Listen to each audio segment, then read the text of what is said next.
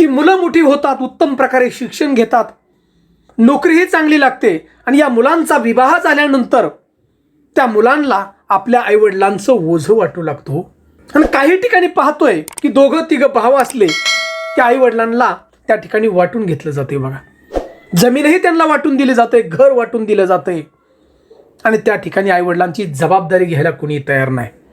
या महाराष्ट्रात देशात अनाथ आश्रम भरून पडलेत बघा. एवढी परिस्थिती भयानक आहे. आणि अशी मुलं या महाराष्ट्राच्या जगाच्या कानाकोपऱ्यात जाऊन जर तीर्थ त्यांनी केलं, दान केलं, तरी त्यांना बघा पुण्य मिळणार नाही. हे प्रत्यक्षात भगवान शिवशंकरांनी सांगितले बघा. आणि त्यांची अशी परिस्थिती होणार की ज्याप्रमाणे आई वडिलांना त्यांनी केलं, वेदना दिल्या, सांभाळ केला नाही, त्याचप्रमाणे त्यांची मुलं त्यांची हीच अवस्था करणार. हे सुद्धा भगवान शिवशंकरानं सांगितले. आणि मित्रांनो, म्हणून या महाराष्ट्र देशातील प्रत्येक तरुणानं आमचा हा व्हिडिओ नक्की पाहावा. अशी आम्ही तुम्हाला कथा सांगणार आहोत. ती कथा आहे सत्ययुगातली, की आई वडिलांची सेवा जर मनापासून केली तर भगवान शिवशंकर त्याचं फळ एवढं देतात की चंद्र आणि सूर्य आहेपर्यंत ते फळ पुरतं बघा. आणि त्याचसाठी आमची ही कथा शेवटपर्यंत फक्त विश्वासानं आपण ऐका. प्रत्येक माता पित्यानं ऐका आणि प्रत्येक तरुणानं ऐका. मराठी कथाकथन चॅनलमध्ये आपलं मनापासून सहर्ष स्वागत आहे. चॅनलवरती प्रथम असाल तर नक्की सबस्क्राईब करा खरी माहिती जाणण्यासाठी. आणि शेवटी आम्हाला कमेंट फक्त जय जय रामकृष्ण हरी ही एक कमेंट जरूर द्या, कारण राम हेच अंतिम सत्य आहे. तर मित्रांनो, सत्ययुगामध्ये घडलेली घटना आहे. आणि या सत्ययुगामध्ये श्राद्धदेव नावाचा एक ब्राह्मण राहत होत. ब्राह्मणाला 3 मुलं होती. आणि हा श्राद्धदेव फार हुशार ब्राह्मण होता. त्याला 4ही वेदांचं ज्ञान होतं आणि फार तो बुद्धिमंत होता. आता 3 मुलं आणि या श्राद्धदेवाची पत्नीचा देहांत झाला. परंतु या श्राद्धदेवानं आपल्या 3ही मुलांचा उत्तम प्रकारे त्या ठिकाणी सांभाळ केला. पहिल्या मुलाला श्राद्धदेवानं शाळेत टाकलं, म्हणजेच गुरुकुलामध्ये टाकलं. परंतु हा मुलगा काही शिकत नव्हता.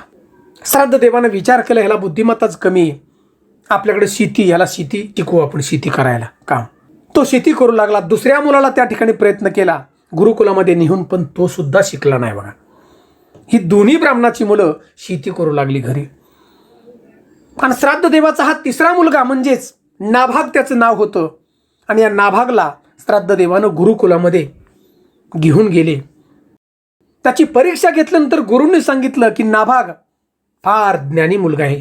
आणि 12 वर्षासाठी या नाभागला त्या ठिकाणी गुरुकुलामध्ये ठेवलं. आणि हा श्राद्धदेव ब्राह्मण आपल्या घरी निघून आला. आता दोन्ही मुलं शेती करत होती, मोठी झाली. श्राद्धदेवानं दोन्ही मुलांचा ठिकाणी विवाह करून दिला. दिवस हळूहळू पुढे निघून चाललेले होते. आता दोन्ही मुलं मोठी झाली, विवाह झाला. मुलांना त्या ठिकाणी आपल्या वडिलांचीच अडचण होऊ लागली बघा. म्हणून या श्राद्धदेवाची दोन्ही मुलं म्हणाली, बाबा आता आम्हाला वाटून घ्यायचे. श्राद्धदेव म्हणाला, अरे बाबा, वाटून घ्यायचं बरोबर आहे तुमचं, परंतु तुमचा अजून एक भाऊ गुरुकुलामध्ये शिकतोय आणि त्यासाठी 3 वाटण्या आपल्याला कराव्या लागतात. दोन्ही मुलं त्या ठिकाणी श्राद्धदेवाला म्हणाली, बाबा नाभाग आमचा भाऊ गुरुकुलामध्ये शिकतोय आणि तो आल्यानंतर आम्ही त्याला वाटून देऊ की, त्याची जमीन देऊ, त्याचं घर देऊ, तोपर्यंत आम्हाला शेती करू द्या, आणि आम्ही तर तुम्हाला सांभाळतोयच. मुलांच्या पुढे श्राद्धदेवाचं चाललं नाही. श्राद्धदेव म्हणला, ठीक आहे, तुमच्या धाकट्या भावाला तुम्ही आल्यानंतर त्याला शेती देऊन टाका, घर देऊन टाका. आणि बघा, काही दिवस पुढे निघून चाललेले होते. आणि याच्यानंतर हा नाभाग 12 वर्षाचं पूर्ण शिक्षण करून गुरुकुलातून घरी आला. घरी आल्यानंतर पाहतोय तर काय, 2च चौकटी घराला. नाभागचा भाऊ घराच्या बाहेर आला मोठा. नाभागने विचारलं, दादा काय झालं काय? नाभागच्या भावानं सांगितलं, अरे तू गुरुकुलामध्ये गेला शिकायला, आमच्या इकडे विवाह झालाय आणि आमचं या ठिकाणी पटत नाही, भावाभावांचं, आमच्या बायकांचंही पटत नाही, आणि त्यामुळे आम्ही वाटून घेतलंय. नाभाग म्हणाला, दादा वाटून घेतलंय बरोबर आहे, परंतु माझं काय, माझी जमिनीचा हिस्सा, माझं घर मला कुठे? त्या नाभागच्या भावानं सांगितलं, अरे नाभाग, तुझा हिस्सा तर तुला नाही आता, परंतु तुझ्या हिस्साला आपले बाबा आहेत ना, तू बाबांना सांभाळ. रानात एक छोटंसं घर आहे, त्या घरात जाऊन रान, बाबांना सांभाळ.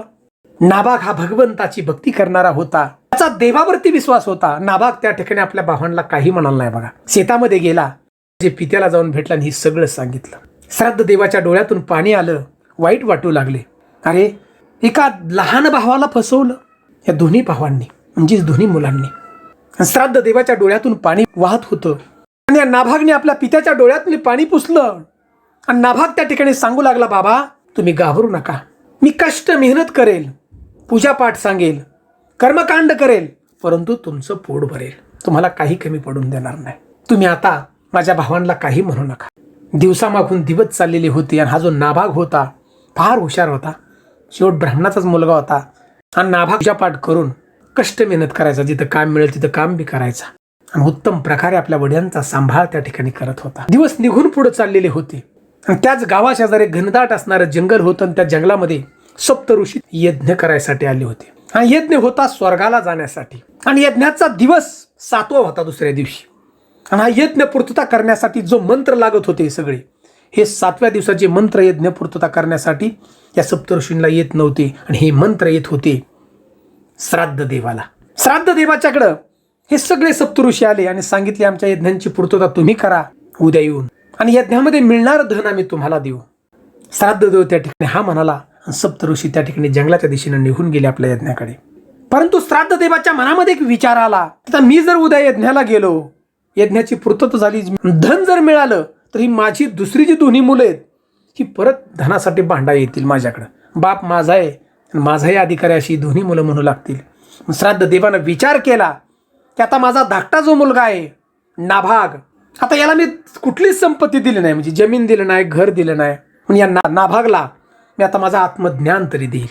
आणि या श्राद्ध देवाने जी मंत्रशक्ती होती, सगळी मंत्रशक्ती, सगळं ज्ञान स्वतःचं नाभागला त्या ठिकाणी देऊन टाकलं.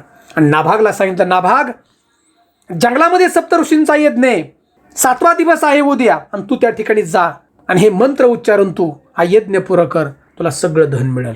नाभागने आपल्या पित्याची आज्ञा घेतली, पाया पडला आणि जंगलामध्ये गेला. सप्तऋषींचा यज्ञ चाललेला होता आणि यज्ञाच्या ठिकाणी या नाभागने सगळं मंत्र उच्चार केले बरोबर बघा. आणि यज्ञ पुरा झाला त्या ठिकाणी आणि भरपूर असं धन त्याला मिळालेलं होतं. ऋषींनी हे जे सगळं धन नाभागला दिले आणि हे सप्तऋषी स्वर्गाच्या दिशेने निघून गेले. सगळ्या धनानं बैलगाडी भरली बघा, एवढं धन त्या ठिकाणी मिळालं.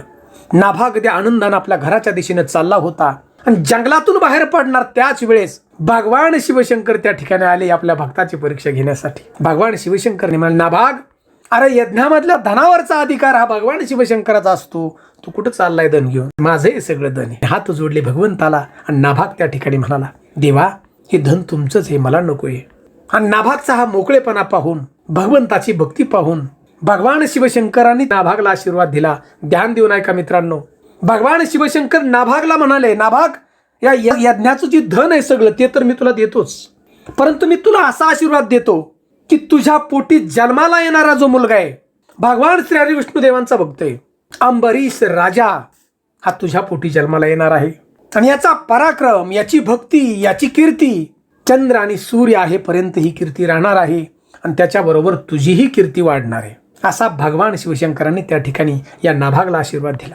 आणि भगवान शिवशंकर कैलाच्या दिशेने निघून गेले. मित्रांनो विचार करा की ज्यानं आईवडिलांची सेवा केली, कुठलाही हिस्सा घेतला नाही त्या ठिकाणी बघा, दिलाच नाही भावांनी.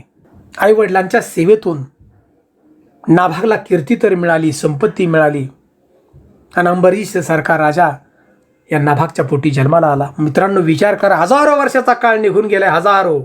आजही अंबरीश राजाचं नाव निघतं. तुम्ही कथा गोष्टी ऐकल्या असतील अंबरीश राजाच्या भक्तीच्या आणि पराक्रमाच्या. म्हणून मित्रांनो लक्षात घ्या, आईवडिलांची सेवा ही सगळ्यात मोठी. आईवडिलांची सेवा जर नाही केली तर जगामध्ये तुम्ही फिरला सगळी तीर्थ, तर मित्रांनो काही उपयोग नाही, त्याचं फळच तुम्हाला मिळणार नाही.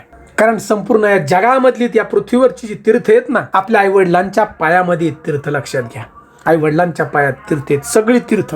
आणि म्हणून तर म्हटलं जातं मातृदेवो भव, पितृदेव भव आणि नंतर आचार्य देव भव म्हटलं जातं. म्हणून मित्रांनो लक्षात घ्या, तुम्ही कितीही मोठं झाला, शिकला, नोकरी लागली, परंतु आईवडिलांचा कधीही विसर पडू देऊ नका. कारण माता पित्याचा सांभाळ करणं हे पुत्राचं कर्तव्य आहे. कारण ज्या माता पित्यानं आपल्या बोटाला धरून आपल्याला चालायला शिकवलं असतं, जे माता पिता बोबडे बोलले असतात आपल्यासाठी, रक्ताचं पाणी करून शिक्षण दिलेलं असतं आणि मोठं केलेलं असतो, त्या आईवडिलांचा विसर कधीच ना हो. मित्रांनो व्हिडिओच्या माध्यमातून मी आपल्याला सांगतो की ज्या मुलानं म्हणजे ज्या व्यक्तीनं आपल्या आईवडिलांचा सांभाळ केला त्याचं नाव हे अमर राहतं, लक्षात घ्या. परंतु ज्यानं आईवडिलांचा सांभाळ केला ना, त्याच्या नावाची जी निंदा आहे ना, मृत्यूनंतरही होते. 1-2 पिढ्या होती बघा. माणूस म्हणतं का राहायला अमक्या अमक्याचा पोरगा आहे, नाही राव सांभाळलं, आईवडिलाला नाही हो त्याने सांभाळलं, लय हाल केलं. म्हणून मित्रांनो, आईवडिलांचा आशीर्वाद घ्या आणि उत्तम प्रकारे जीवन जगा. तुम्ही जीवनामध्ये यशस्वी होताल. कारण जीवनामध्ये कोणालाही काही घेऊन जायचं नाही. लक्षात घ्या, पुण्य आपल्याला घेऊन जायचं, फक्त पुण्य आणि पाप ह्या दोन्ही गोष्टी आहेत. आणि पुण्य म्हणून मित्रांनो आपलं कर्तव्यापासून दूर कधीच निघून जायचं नाही. आणि मित्रांनो, ही व्हिडिओमधील जी माहिती जास्तीत जास्त शेअर करा आणि आपल्या वडिलांची सेवा करा. जय जय रामकृष्ण हरी अशी आम्हाला कमेंट जरूर करा, कारण राम हे अंतिम सत्य. जय हिंद, जय महाराष्ट्र.